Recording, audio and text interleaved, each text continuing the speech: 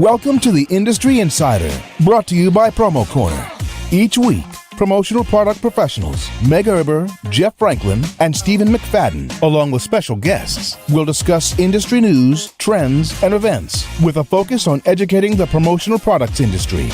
The Industry Insider, the nerdy news you need to know.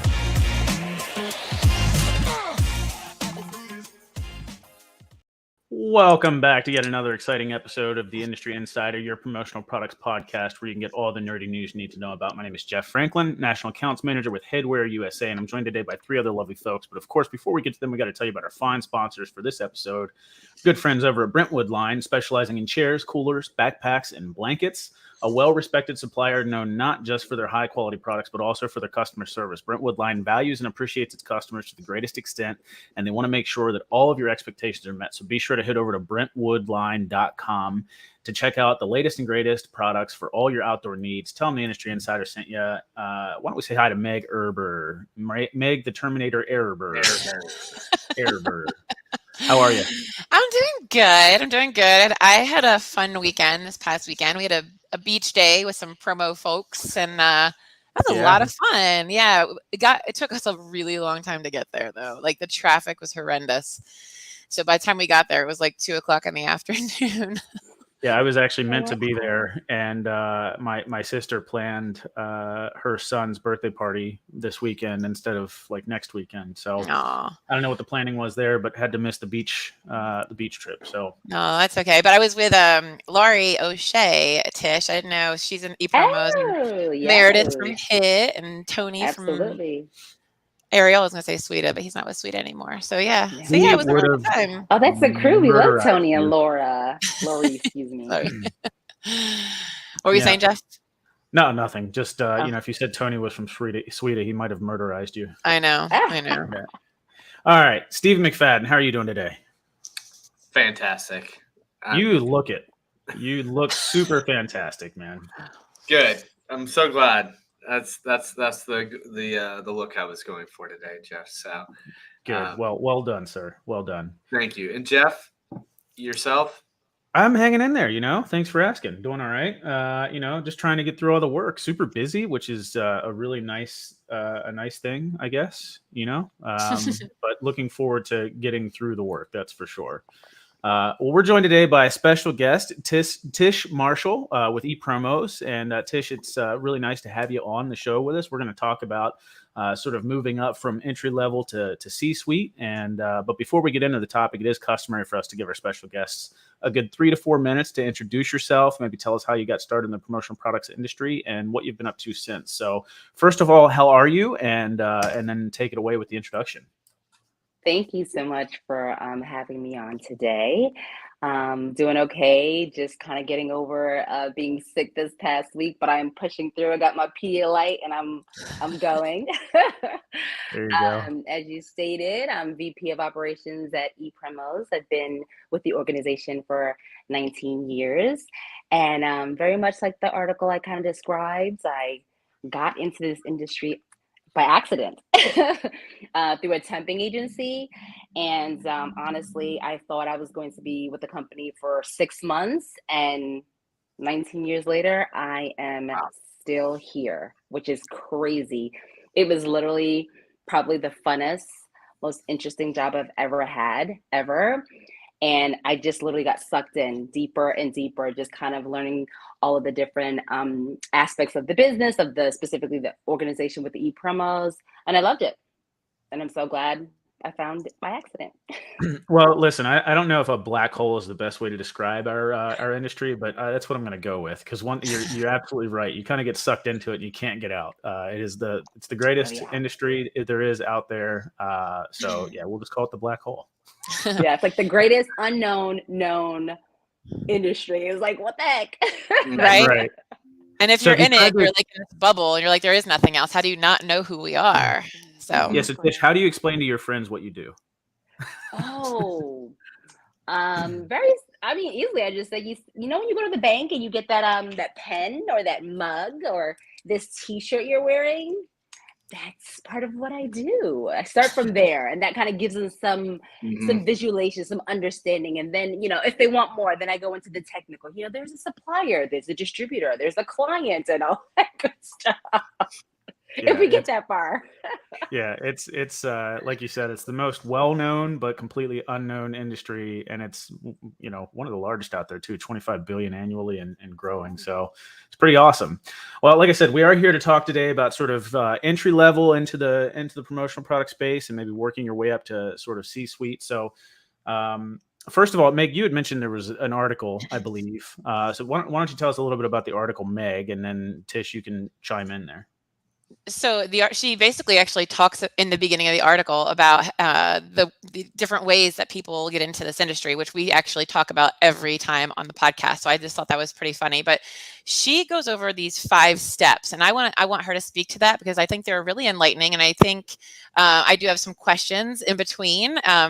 So I would like to kick it back to Tish and just maybe have her tell us about those 5 steps that she uses in her life for this whole article and stuff. Before we do that, where is this article? Where can people find the article? Oh, it was on PPAI Media. I don't even have it up anymore. Sorry, that's why I was like, when you threw it to me, I was like, nah, I don't even have it up. It was just really good. It was a really good article. Like she talked about the importance of doing work, active listening. I don't know. I don't want to lead too much into it. So I want her to kind of talk about the 5 steps, and then maybe we could ask her questions about it. I don't know. I think that might be the best way to do it because it was really good. That's all. Cool. Yeah. So, Josh, who's amazing, and Ann, who's leaving, reached out and said they're doing this new column with PPAI and their media magazine. And they asked me if I wanted to, just share some of my expertise and thoughts being in the industry for a while and being, in operations as long as I have. And I said, of course, I would love to. And so for the first article, I just kind of want to get it back to basics, right? Everyone, I feel like, in this day and age is always looking for that thing, that gimmick, that quick start. And I just wanted to bring it back to, listen, you just got to do the work. You got to get back to the basics. You can, dress the pig however you want to dress it many times, put lipstick on it, but it's really at the core. There's only certain things that you just have to do over and over to get to where you want to accomplish that goal, to reach that position, whatever it is that you're trying to achieve. And so for me, I tried to just pretend if I was talking to myself 19 years ago, what would I want to hear? What would help me, move forward? The advice I would give to myself. And I just kept it pretty simple and pretty basic, with the 5 steps. And the 5 steps I had in there was kind of do the work.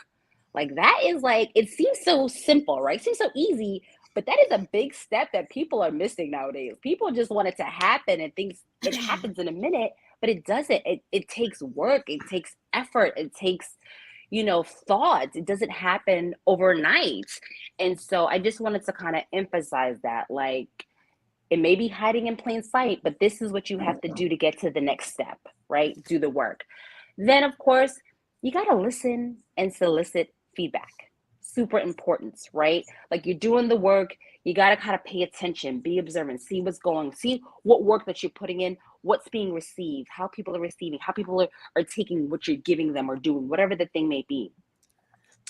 The third thing I would say is, which is often very hard, execute, right? Because people have big ideas, always have ideas. We should do this, we can do that. But to actually put pen to paper, to actually execute, to get a team of 5 people, 2 people, 10 people, 15 people to do what you want seamlessly together, rowing, playing the music well, is really hard. So execution is key, actually getting it done. And then, of course, once you've kind of gone through those 3, then you get to 4, which is measure, right? You've done the work, you've listened, you've solicited, you've executed. Now you need to measure what you put to work. You can't do all that work and then not see how is this successful? Is this not successful? Do I need to tweak something? That's super important to have that kind of data-driven information for your business and to be making those important business decisions for wherever you are in the organization, from, entry level all the way to executive is important, all of these steps. And then lastly, step and repeat.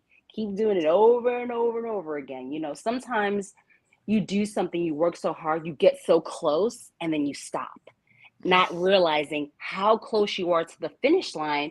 But if you just kept on chugging a little bit more, you would have gotten or yielded the results that you were looking for. So, for me, when I think of my career, at ePromos in this industry, those are like the 5 things that come up over and over again that I know when I've overcame something that I've kind of gone through or followed or kept in the back of my brain.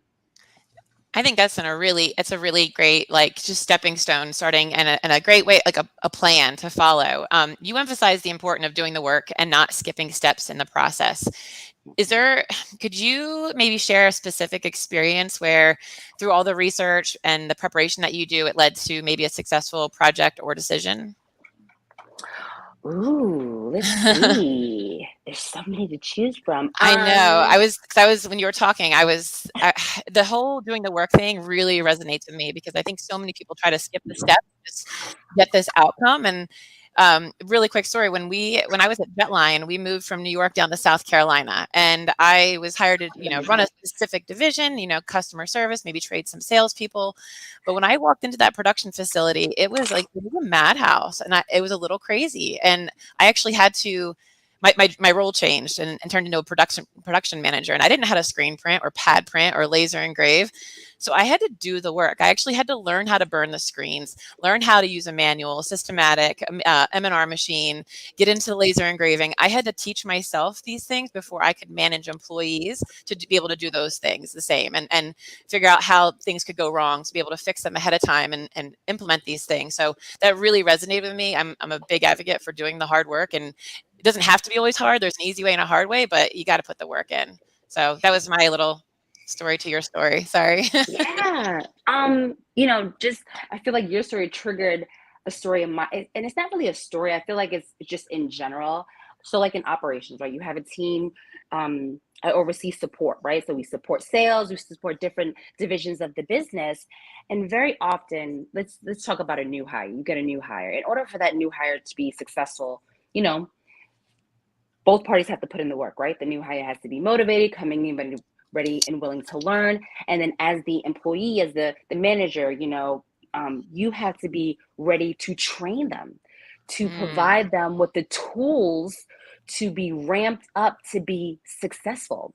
If you don't do that, then the results are not going to be what you want, which is this employee who is now in a role that can successfully perform the duties that you want them to perform. So that's, I feel like, a great example of, I always say, put in the work in the beginning so you don't have to clean it up at the end. You know what I'm saying? Write that SOP, do that training. It's very easy to say, I'm going to skip that step. But if you can do it in the beginning, then it'll save you so much time in the ending. So I have a theory, Tish. I want you to tell me what you think. And this kind of ties into going from our, I guess, smaller to C-suite scale, right? I think the biggest problem with our industry is people are too busy doing the wrong work to allow themselves the space to grow with bigger business. What do you think about that? I'm not saying you're wrong, but I have a different I love this. So this is where I'm coming from, and tell me if this helps explain. Okay. So I think when people get started in our industry, it's let's get everything we can. We need to be busy. You need to survive, right? So you take on more and more and more and more business. And a lot of the business that people go after initially is smaller. It's not, most people don't start and they shoot for the moon, right? They don't start. Now, some should based on how you're set up, but a lot of people will gather every local restaurant, every school, like anything that's in their immediate vicinity, family's friend, business, all of that. And then they're really busy. And they have no space and time to even work on growing their business or going after big customers because they're too busy serving their client base that they got, and they cap themselves because they now are stuck. They have no time capacity. They've got no space to work in their own business or to grow. And I think it prevents you from going from that entry level business to work on that C-suite business or even to go after it. So that's my thoughts. and I'll kick it back. What do you think? No, after you explaining that does absolutely make sense. You have to be strategic. What is your goal? What are you trying to attain? Where are you trying to go? Because like you said, if you take all of this business, you don't want to get stuck. You want to be streamlined. You want to have a vision and a path. Again, all about that preparation. Preparation is key in every aspect to whatever you do, right? When you prepare, then you can pivot easily, right? Because not to say that things happen, things happen all the time, but if you've done the preparation, you can easily pivot to say, okay, I can't do this, I can't do this. So I would agree. You definitely don't want to sell yourself short. You want to be able to scale, you want to be able to grow, and you don't want to pigeonhole yourself. So 100% be strategic, plan. Yes, you need to get the business in front of you, but you want to be, okay, this is my cutoff, this is when I stop, this is when I switch, or whatever it is that's part of your business model that you want to accomplish. You want to make sure you're moving in that direction. Yeah, Stephen, I definitely get the point. There's a lot of people that are, it's a difference between being busy and being productive. And I think, in the very beginning, you're just trying to get as much, experience as you can and as much, low hanging fruit, if you will, that it does make you rather busy. But for the time and productivity output, it doesn't equate after a certain period of time. And I think that's got to come down to maybe the relationship between the company or management and that person. So there's got to be at some point where you've got to help that person transition from gathering that stuff to then, hunting, if that makes sense. And I do think there's a differentiation between folks that have started their companies or have joined a company that exists, right? If you're starting it on your own, let's say, or with family or something, you don't have any base. There's, it's a eat. Do we want to eat this week mentality, right? So you go and get everything without. Now, if you can enter a company and you've got either some draws or salary or something to help you survive while you get your feet under you. Yeah, use those tools that you've got and be strategic about how you want to grow your own personal book of business, because you've kind of got house money to play with in some sense. You don't have to worry about the starvation, right? So you got to make sure you're doing it right. Otherwise, you could fill yourself up with very little overall business, but a lot of busyness. But yeah, I don't know, it's a lot to think about. It's a struggle in the industry for sure. So and I think, Tish, what you were saying with the, just doing the work and how simple that seems and how, just obvious that should be, it really isn't. And especially, and I think it's not to like dive into the weeds, but like the whole participation trophy mentality that we have a lot of times nowadays is that, you're just kind of expected to be handed whatever. And it just doesn't happen, because if it was that easy, then everybody would be C-suite, and we're just not. I mean, it's a very small percentage. So you've got to go be willing to do, the hard work and go above and beyond what everybody else is doing in order to get to that next level. Yeah, I agree. I have a question for you, Tish. Yeah, in your 19 years that you've been doing this, I'm sure you've experienced some failure, right? We all have a lot of trial and error. I think I read in your article. Yes. With the concept of step and repeat, could you discuss maybe a time when you faced a setback or failure, and then by repeating the processes, you were able to readjust the approach and eventually lead to success? Oh yeah. I mean, there's so many. I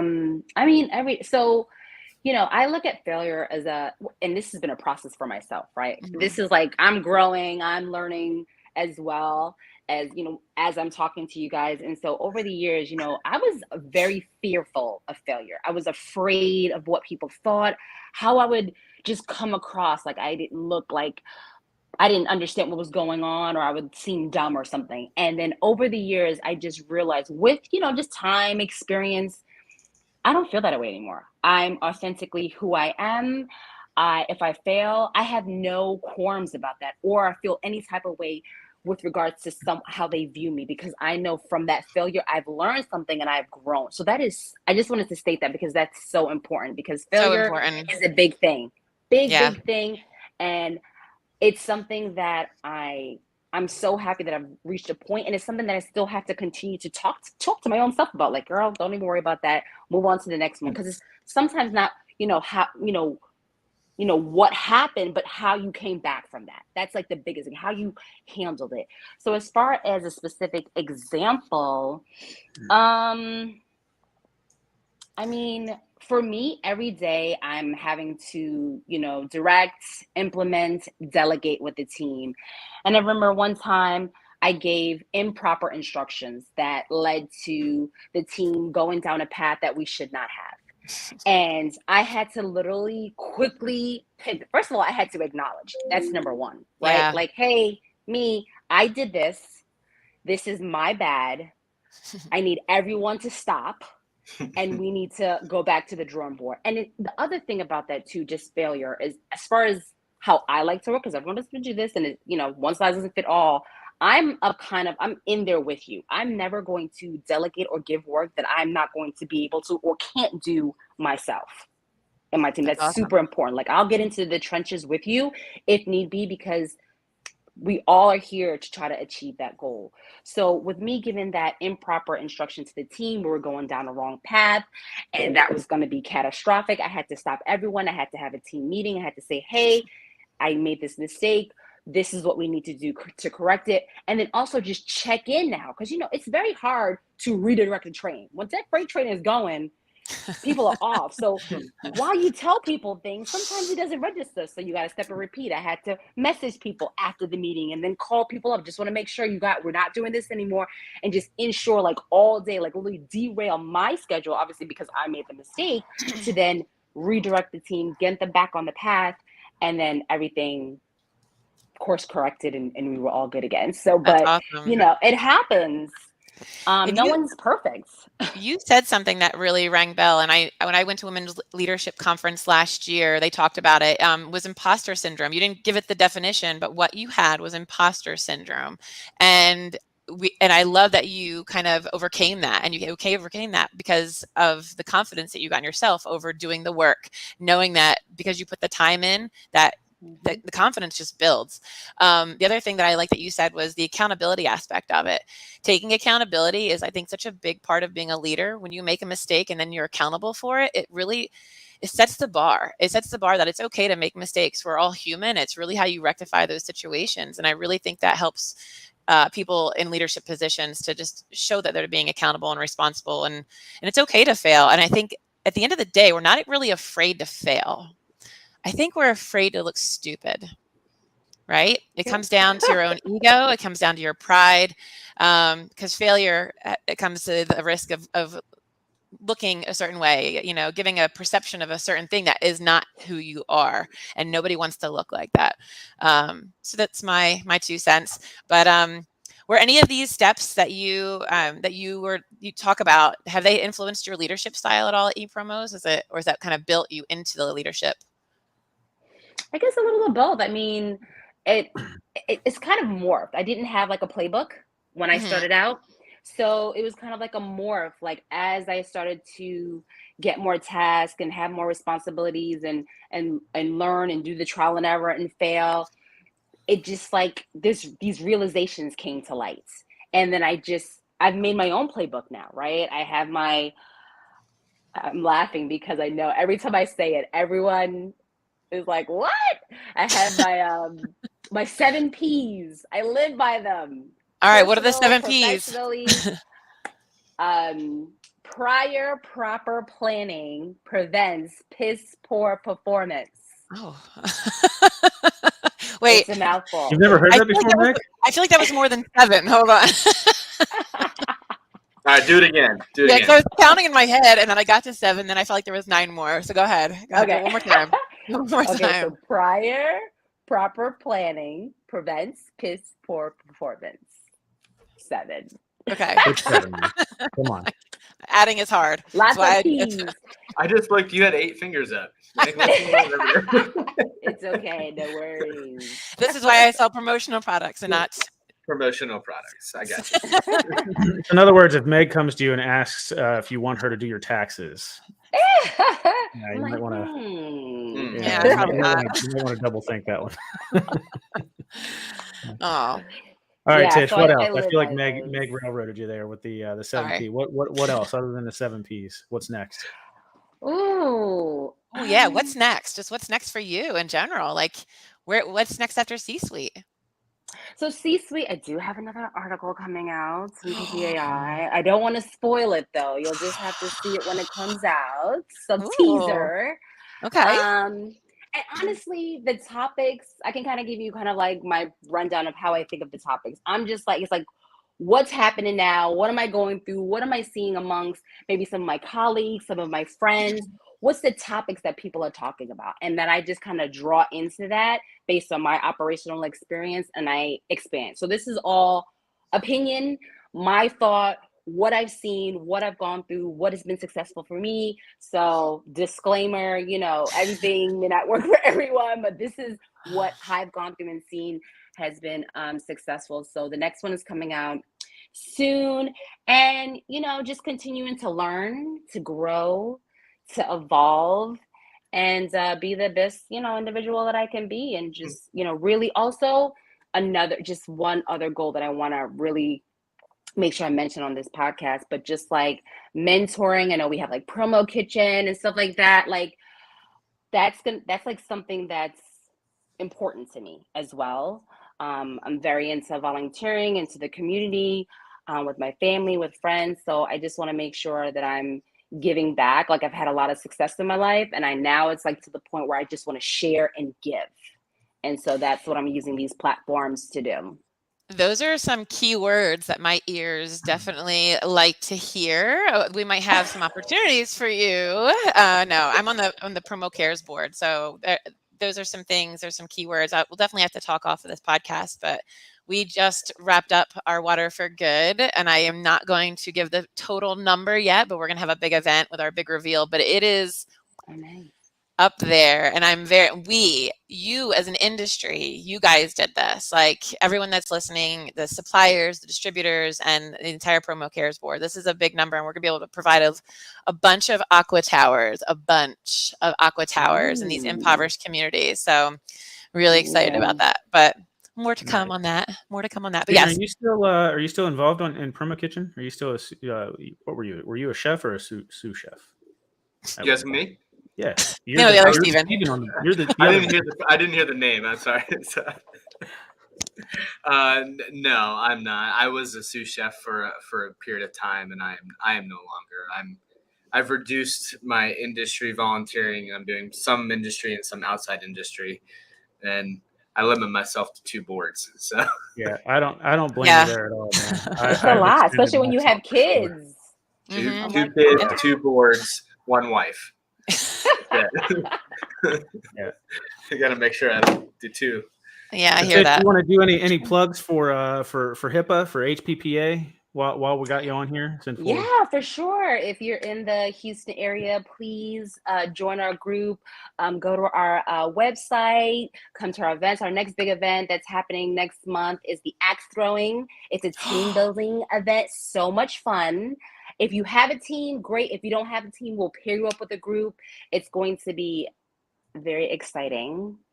And so I encourage everyone to come out. And you have a go ahead. I was just going to say CPPA actually just did an axe throwing event last week, and I was there. It was awesome. It's a lot of fun.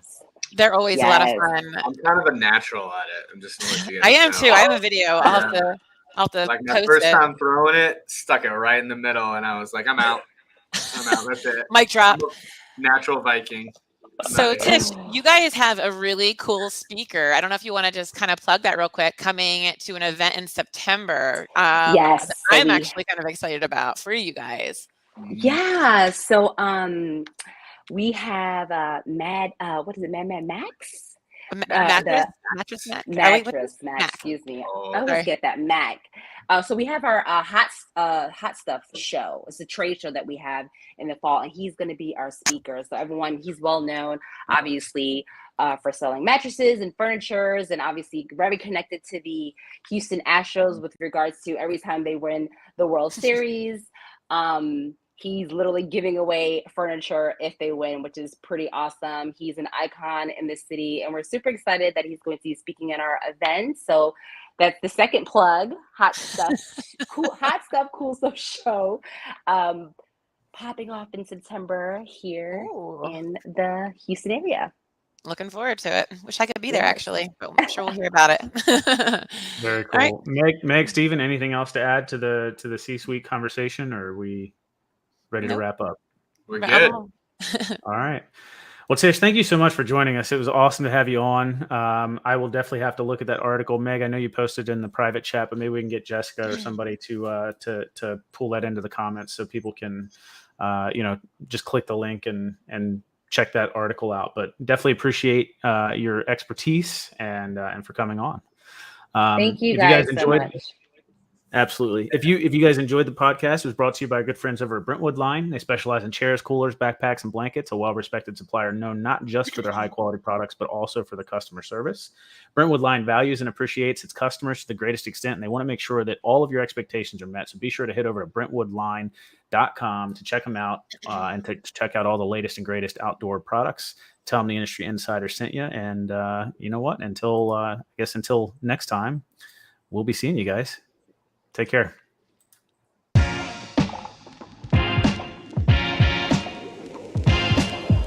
Thank you for listening to this week's episode of PromoCorner's Industry Insider. For more great content from industry thought leaders, including podcasts, blogs, and videos, visit PromoCorner.com.